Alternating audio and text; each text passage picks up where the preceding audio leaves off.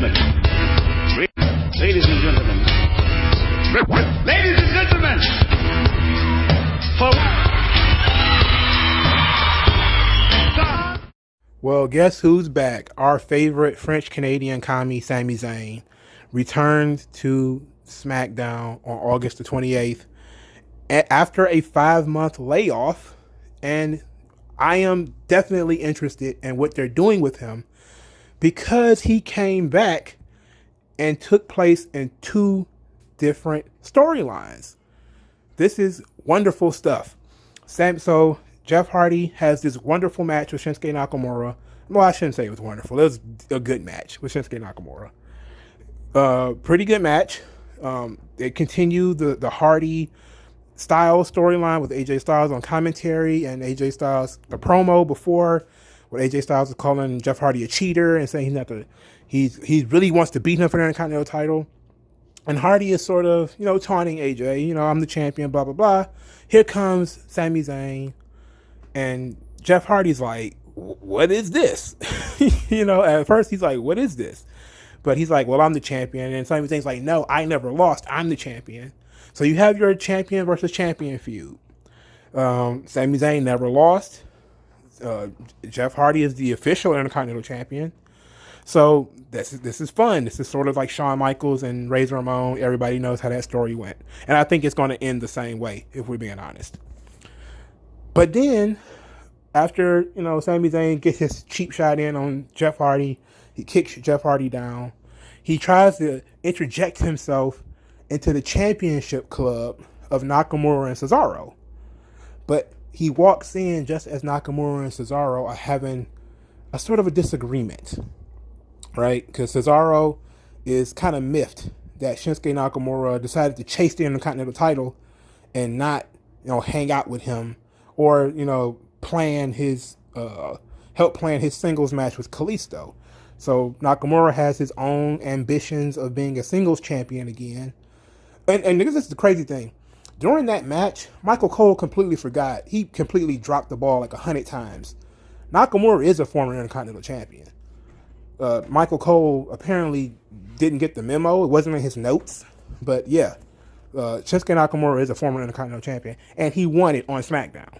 So it was pretty stupid, Michael Cole. But then stupid and Michael Cole they're the same thing, right? So they're synonyms. But the point is, Sami Zayn comes in as Cesaro and Nakamura are having their disagreement, or they're trying to plot their next move on the Lucha House Party. And as Sami Zayn tries to come in, they say basically like, bro, where you been? It's been 5 months. No call, no show, no text, no nothing. Where you been? And Sami Zayn's being evasive because he's being evasive all night about where he's been and what he's been doing and all this different stuff. So he really doesn't have any answers for him. But he thinks that he's just going to come back in and kick his feet up and we'll all still be friends again. And Cesaro and Nakamura are like, no, get out of here.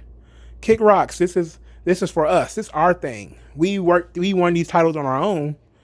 Even though, because that was another part of it. Sami Zayn was trying to take some credit for them to being tag team champions.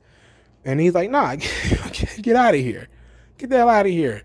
This our space. And then Sami Zayn like, okay, cool. You guys do your thing and I'll go step out or whatever. So now we're in 2 very interesting storylines. Not just one, but we're in 2 very interesting storylines with Sami Zayn. So where do we go from here? For starters, the Intercontinental Championship storyline is the A storyline. It is the most important one. He never lost the Intercontinental title. AJ Styles did lose the title, but you're not really entitled to a rematch in WWE now. They have gotten rid of the rematch clause, so you're not entitled to a rematch anymore. So, but AJ Styles wants a rematch. He thinks Jeff Hardy is a cheater because Jeff Hardy did hit him in the head with the metal brace. He has been cheating. He just has been, but just like saying Steve Austin was cheating because Steve Austin used to hit people with that metal brace too. But Hardy Zayn is what you want. Now, some people would say, okay, do Hardy, Zayn, Styles, triple threat match for the Intercontinental Championship. it's like, okay, that's cool and all, but it doesn't answer any questions. Because if Sami Zayn wins, then he won the title back, but he didn't really, even if he pinned Jeff Hardy, he didn't really beat Jeff Hardy because it was a triple threat match, and he didn't do all the work. Somebody else helped. Then you also have if Styles wins, then what? If Styles wins, then what does that do to Sami Zayn's ability to challenge for the title again? And if Sami Zayn wins, he can just say I was undisputed Intercontinental Champion. It is what it is. And it's the same thing if Jeff Hardy wins. If either one of them two guys win, they say, well, I'm the champion. It is what it is. You had your chance, you lost. So what I think you need to do, and I think what's smarter, is that you have Hardy go ahead and knock off Styles again, and then you do Hardy, Zayn in a ladder match at some pay-per-view. I don't know what's coming up. Maybe Night of Champions is coming up. I think Night of Champions is supposed to be in September. Night of Champions, I think, is the pay-per-view following SummerSlam, even though Payback is in that spot now. But there's another pay-per-view, another traditional pay-per-view that comes after SummerSlam. I believe it's Night of Champions. So maybe you have Night of Champions, Zayn, Hardy, ladder match for the Intercontinental title, undisputed, one shot, one kill. And then maybe this is where you have Cesaro and Nakamura return and help Sami Zayn win the match. Okay? That is one way of doing it. Okay? Another way of doing it is you have Zayn be rebuffed by Cesaro and Nakamura. They don't want anything to do with Sami Zayn. And, after that, he kind of has to go it on his own. Or he finds some new recruits. Maybe he's behind, what the fuck is it called? Retribution? Maybe that's the Sami Zayn stable. Who knows? He is wearing that commie hat. And, I mean, whenever you see that hat, that Fidel Castro cap, there's nothing but commies around, dog. So maybe that's what we do. I mean, but Sami Zayn is also Muslim, and I don't think, just like Mustafa Ali, I don't think Sami Zayn will want to participate in something that is somewhat terroristic. Even though, and plus he's like a woke guy. Just like Mustafa Ali is woke, Sami Zayn is super woke. He's even more woke than Mustafa Ali. So I don't believe that he will be participating in Retribution unless he completely turns it into something else. Okay. But I like the idea that that could be it. It could be that Sami Zayn is involved with Retribution. I want to see. Now, there was no, I'm not going to get into that. Not even going to get into it. But it's entirely possible that Sami Zayn could be sort of the leader of Retribution, even though I don't know what his Retribution would be for. So I can't really answer that question. But it's just something I'm tossing out there because it just all seems real coincidental that he came back at this time during this whole Retribution storyline. And matter of fact, I will say that because there was no Retribution attack tonight on this episode of SmackDown. On the August 28th episode of SmackDown, there was no Retribution. Sami Zayn came back. Retribution didn't attack anybody. So it's interesting. Could he be involved with that?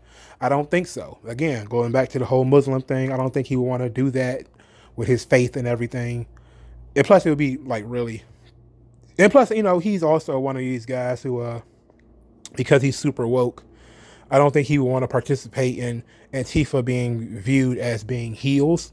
Because he just like the wrestling journalists and all those guys, I don't think he would want to participate in something that would make, quote unquote, his side, even though we don't know if they're on his side or not. But probably wouldn't want to view them as being the bad guys. But ultimately, I like the idea of Sami Zayn leading a team as being the mouthpiece of Cesaro and Nakamura, whatever. I do want Nakamura to turn babyface again because I think that's where his strength is. I think his strength is being a babyface. I'm not so sure about Cesaro. I think Cesaro is in the same position whether he's babyface or heel. But I think Nakamura has more oomph as a babyface than he does as a heel. And I like him as a heel. He's been pretty good. But I think as a babyface, he could be, the guy. Even though he's operating on level 6 of his potential. He's really just kind of coasting right now. but he has he has potential, even at his age and stuff like that. But ultimately, I think that Sami Zayn needs to now. Now let's answer this question because it just popped into my head. That if we do Hardy, Sami Zayn, do we have Sami Zayn win? And I think the answer is yes. I think Sami Zayn's Intercontinental Championship kind of got interrupted, and I'm not so sure if they were done telling the story that they wanted to tell with that. And I think that the best way to get back on track is to have Nakamura and Cesaro rejoin him after a time of reconciliation, of him trying to rejoin them and being rebuffed. And then eventually they kind of come back together. And then they come back as all champions. All three of them are champions. And then you start to tell the story that you were going to tell with them. Which probably goes back to Drew Gulak and Daniel Bryan. Maybe Daniel Bryan won't be around anytime soon. So maybe you replace Daniel Bryan with Matt Riddle or something like that. And you do that. And that would be cool. But I'm actually interested in seeing Sami Zayn return. It was a nice surprise for SmackDown. One of many SmackDown surprises. So I enjoyed it. What do you guys think about Sami Zayn and his return and everything that's been going on? Let me know in the comment section below. Like this video, share, and subscribe. And I'll talk to you guys later.